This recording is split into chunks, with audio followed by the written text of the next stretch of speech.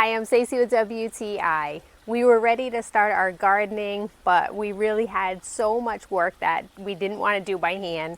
We went with this awesome tiller from incwBo. This machine does all the work for you. It is so impressive with how well that it works and all of the work that it did for us. Not only was this machine really beautiful to look at, but it was also really easy to put together. It comes completely in a box, and all you have to do is attach the push handles as well as the power area at the top, which has the trigger to turn it on. Once you get this baby fired up, it really does such an awesome job.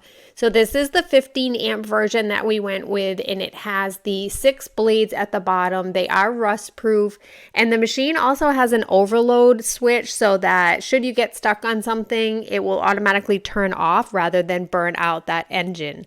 However, for my 5'4" frame, I am athletic, but I found this machine really easy to use. Usually I find machines intimidating, and literally this does the work for you. It's such a nice little machine.